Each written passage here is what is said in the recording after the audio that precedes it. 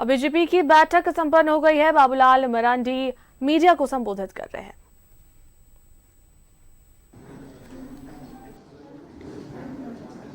ठीक है, चले भाई, सबसे पहले आप सबको ये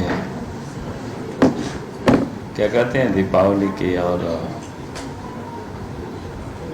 दीपावली ऐसे एक दिन नहीं होता है, ऐसे 5 दिन का पर्व रहता है।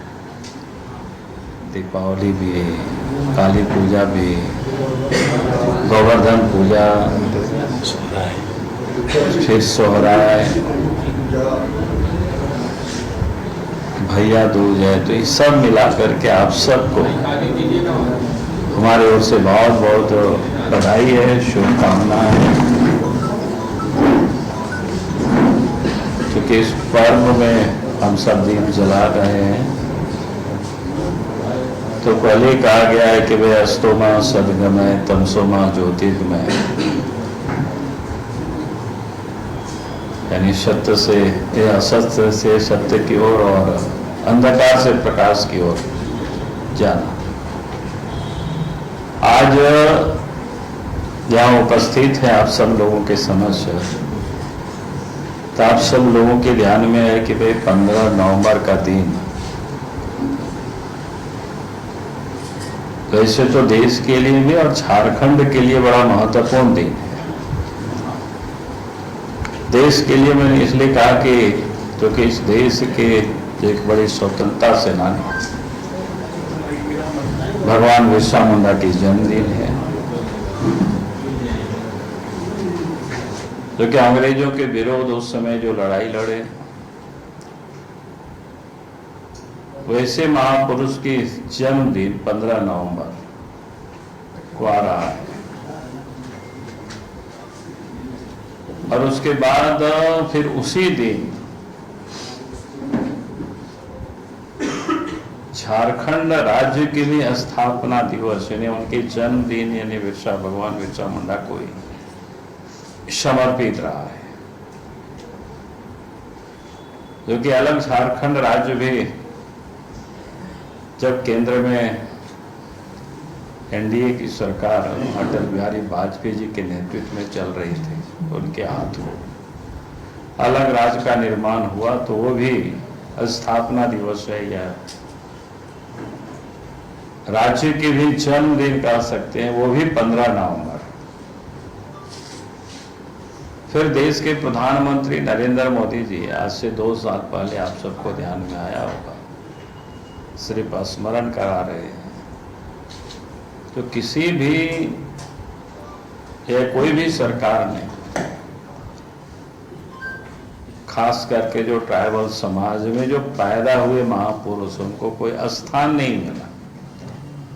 याद लोग यादा कदर जरूर करते थे सीमित क्षेत्रों में और फिर कुछ वर्गों में, लेकिन देश के प्रधानमंत्री नरेंद्र मोदी जी ने 15 नवंबर को जनजाति गौरव दिवस के रूप में पूरा देश में उसे मनाया जाता है।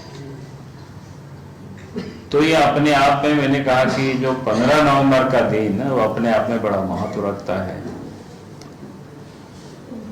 और इस साल तो इसलिए भी महत्व है क्योंकि देश के प्रधानमंत्री नरेंद्र मोदी जी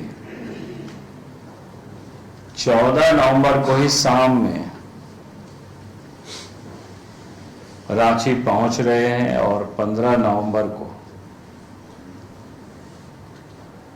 यहां से ओलियातू जाकर के जहां उनका जन्म स्थान है वहां श्रद्धा सुमन अर्पित करेंगे, उनके परिवारों से भी मिलेंगे।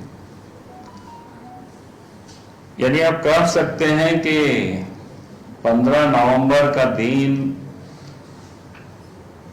को झारखंड वासी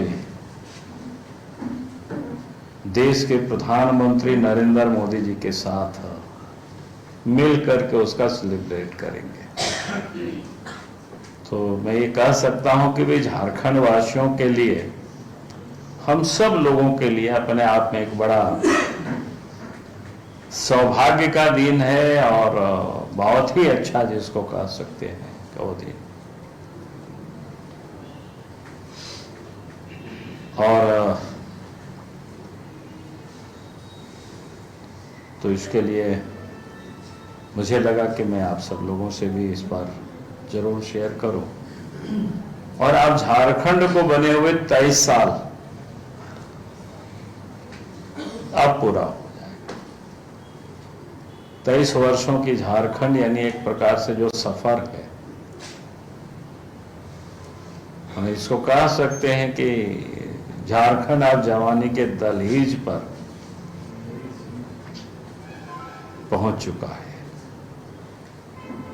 झारखंड बनने के बाद भारतीय जनता पार्टी के नेतृत्व में, पहले तो हमारे ही नेतृत्व में सरकार बनी थी, 28 महीनों तक हम इस प्रदेश के मुख्यमंत्री रहे। फिर अर्जुन मुंडा जी राज्य के मुख्यमंत्री बने। फिर 2014 से 19 तक आज जो उड़ीसा के गवर्नर बने श्री रघुवर दास जी राज्य के मुख्यमंत्री रहे। मैं ये कह सकता हूं कि ये जो तीन मुख्यमंत्री हम सब लोग रहे 15 नवंबर 2000 से लेकर के, तो इस राज्य में विकास की वैसे तो कई एक गाथा है, आप सब लोग उस पर रिसर्च करेंगे तो बहुत कुछ मिलेगा। मैं सिर्फ कुछ चीजों को मैं पॉइंट आउट कर देना चाहूंगा कि 15 नवंबर 2000 के पहले की स्थिति अगर आप याद करें तो झारखंड में कानून व्यवस्था और उसमें भी खास करके माओवादी जो प्रॉब्लम था कि विरासत में मिली हुई थी प्रदेश में, ये काफी हालत खराब थी। जैसे सरहद में दुश्मनों से बचने के लिए सिपाही अपने बंकरों में छुप करके रहते हैं, वैसे ही झारखंड के जंगलों में भी उग्रवादियों ने अपने ठिकाना बना रखे थे और कानून व्यवस्था राज्य में भी बिगड़े हुए था पूरी तरह से।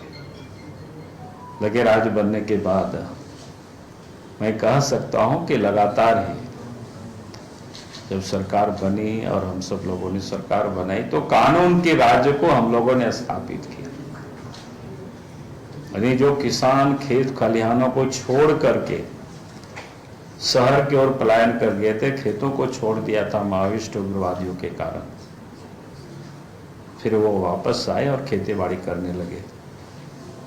तो मैं ये कह रहा था कि उस समय की यह हालत आप सब लोग अगर याद करेंगे तो आप आज के तारीख से अगर आप तुलना करेंगे तो भारतीय जनता पार्टी के, जैसे हमने कहा कि 3 मुख्यमंत्री थे और हम सब लोगों ने इस राज्य में पहला काम कानून व्यवस्था को ठीक रखा। लेकिन जैसे ही प्रदेश में हेमंत सोरेन के नेतृत्व में सरकार बनी तो अब कानून व्यवस्था इतनी खराब हुई है, मैं वर्णन नहीं कर सकता। अब उसमें भी जो धनबाद जैसा क्षेत्र जहां पर कोयला नगरी है, आम लोग वहां बताते हैं कि भाई कोयला की यानी आज तक इस प्रकार से अवैध रूप से उत्खनन कभी नहीं हुआ था जितना इस वक्त हो रहा है हेमंत सोरेन के राज्य में। आए दिन बड़े बड़े व्यवसाय छोड़ दीजिए, छोटे छोटे उद्यमियों को भी, दुकानदारों को भी टेलीफोन पर धमकियां दी जाती है, पैसा जमा करो, दो नहीं तो फिर जान से हाथ धोना पड़ेगा, और गोलियां भी चलती है। यह आम घटनाएं हैं। कुछ दिन पहले व्यापारियों ने भी बंद किया था बाजार को, आप सब लोगों के संज्ञान में। तो पूरे प्रदेश में आज ये स्थिति है और इसलिए मैं कहता हूं कि आज के तारीख में जब बीजेपी के नेतृत्व में सरकार हुआ करते थे तो फिर अपराधी खौफ खाते थे, इधर उधर छुपते फिरते थे। लेकिन आज वो बेखौफ होकर के अपराध कर रहे हैं और पुलिस का जो काम था अपराधियों को पकड़ना, जेल में डालना, सजा दिलाना, हेमंत सोरेन जी ने पूरी तरह से उन सारे लोगों को, पुलिस पदाधिकारियों को वसूली में लगा रखे हैं। ये आज झारखंड प्रदेश की स्थिति है। मैंने इसलिए कानून व्यवस्था की मुद्दा को पहले उठाया, क्योंकि मैं व्यक्तिगत रूप से भी मैं मानता हूं सरकार की पहली ड्यूटी होती है कानून व्यवस्था को ठीक रखना। अगर कानून व्यवस्था ठीक नहीं रहेगी तो फिर राज्य कभी भी प्रगति नहीं कर सकता है, तरक्की नहीं कर सकता है। क्योंकि आम लोगों को सुकून की जिंदगी चाहिए, तभी उद्योग धंधा फल फूल सकता है, नहीं तो फिर नहीं हो सकता है। और आज मैं कह सकता हूं ये 4 वर्षों के हेमंत सोरेन की सरकार में कानून व्यवस्था पूरी तरह से, जिसको कह सकते हैं, ठप हो चुका है। उसके बाद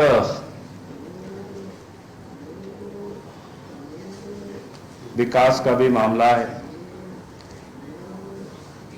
तो बीजेपी की जब सरकार बनी तो आप सबको ध्यान में है कि गांवों तक पहुंचने की क्या हालत थी, वो किसी से छुपा हुआ नहीं हो सकता। कि गांव के लोग मुख्य सड़क तक पहुंचने में कठिनाई थी, यानी आवागमन की सुविधा नहीं थी। आज मैं कह सकता हूं बीजेपी की जब से केंद्र में भी सरकार बनी और प्रदेश में भी जब सरकार रही, तो आवागमन की सुविधा यानी सड़कों की सुविधा, सड़कों के इसको कह सकते हैं जाल बिछाया गया।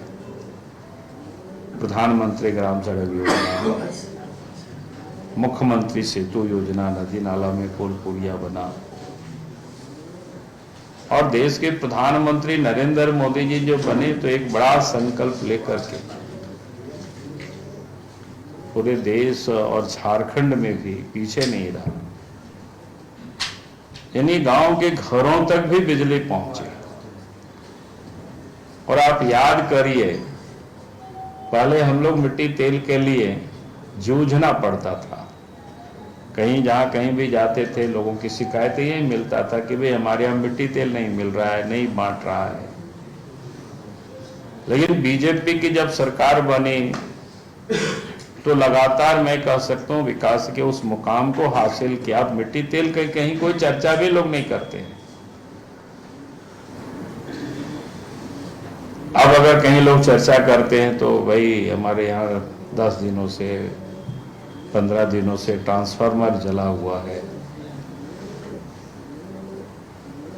या 60 केवीए का ट्रांसफार्मर है, ठीक से वोल्टेज नहीं रहता है, तो 100 केवीए का मिलना चाहिए, 200 केवीए का चाहिए। तो आप बिल्कुल डिमांड ही बिल्कुल बदल गई। तो आप ये कह सकते हो कि भारतीय जनता पार्टी की सरकार रही तो ये विकास का काम हुआ। अब पिछले सरकार के अगर आप याद करें तुरंत, जैसे महिलाओं का सशक्तिकरण, देश के प्रधानमंत्री ने भी हमारी मां बहनों के लिए कितनी कुछ काम किया, वो किसी से छुपा हुआ नहीं। मैं उस काम को अभी यहाँ नहीं गिना रहा हूं। देश में भी आप देखें तो जब रघुवर दास जी की सरकार थी तो आप याद करिए कि 50 लाख रुपया तक के कितना 1% में रजिस्ट्री होता था।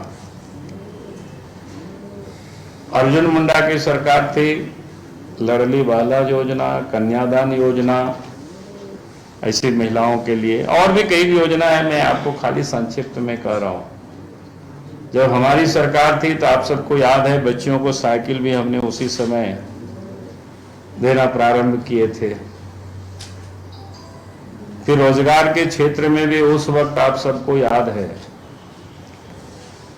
कि एक तो गांव में ही पढ़े लिखे नौजवानों को शिक्षक नियुक्त करना, बसें उपलब्ध करानी, और फिर हाल फिल में भी देखे जब रघुवर दास जी की सरकार थी तो कितना सिपाही की बहाली, दरोगा की बहाली, प्रिमेटिव ट्राइब्स के लिए क्या कहते हैं उसको, पुलिस में बटालियन नया गठित करना। तो जिसको कह सकते हैं विकास के लिए एक बड़ी पुस्तकें लिखी जा सकती है। लेकिन आज अगर आप हेमंत सोरेन की सरकार के कार्यकाल को देखें, फिर उस वक्त यानी 29 बच्चों को पायलट भी बनाया गया था, जो आज भी वो हवाई जहाज आसमान में उड़ा रहे हैं सरकारी पैसे से, सबको जॉब भी लग गया है।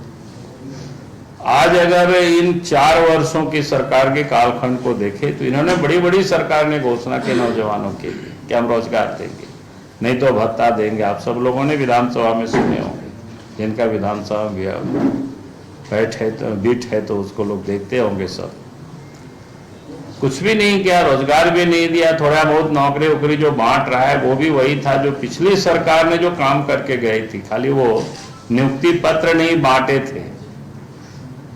और उसमें भी लड़का लोग कोई इनसे लिया, सीधा सीधा नहीं, हाईकोर्ट से सुप्रीम कोर्ट तक लोग गए। पंचायत सेवक वगैरह की जो पोस्टें थी, फिर पूर्व सरकार में ही शिक्षक का जो पद वगैरह था, जो वो सब भी उसी को किया। उन्हें कुल मिलाकर के अगर 4 वर्षों के कार्यकाल को देखें तो नौजवानों को भी ऐसे ही इन्होंने सरकार ने लोगों को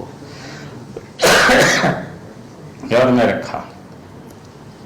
तो मैं कह रहा था कि चाहे लॉ एंड ऑर्डर हो, चाहे वो विकास का काम हो, चाहे माओवादिस्ट के क्षेत्र में जो काम इस राज्य में हुआ था, और आप तो भ्रष्टाचार से भला कैसे ये निपट पाएगी ये सरकार?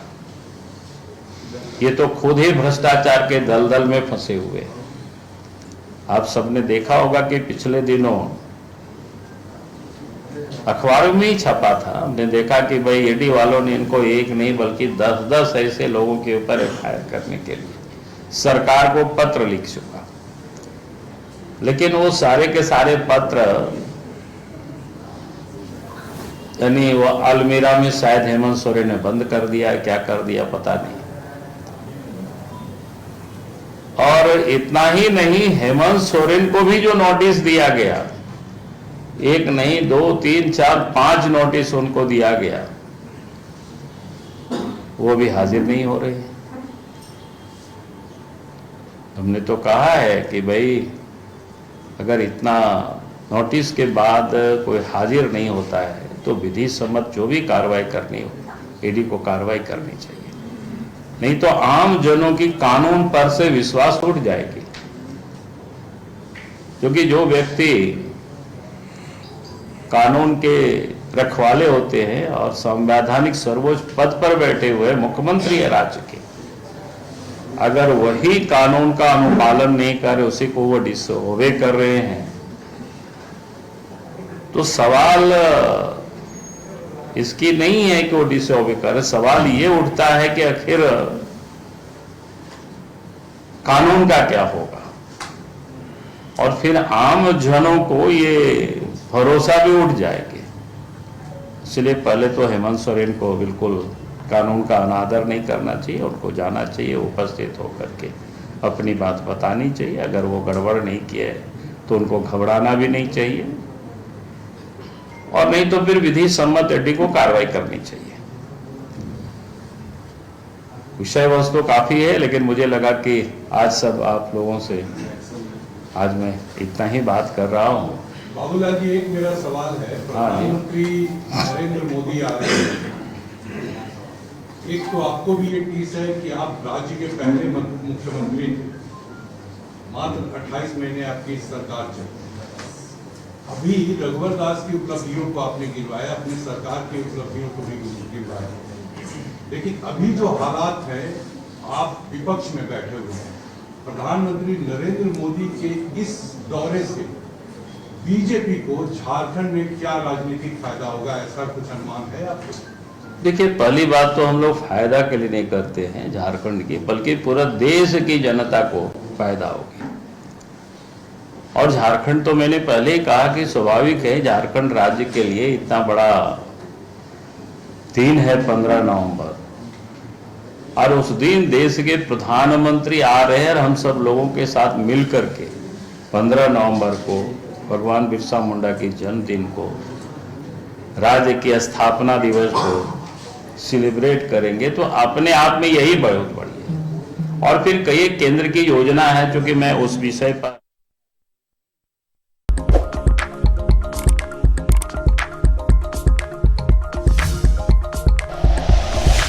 Like and share videos, subscribe करें हमारा चैनल और प्रेस करें बेल आइकॉन। न्यूज़ 11 भारत, सच है तो दिखेगा।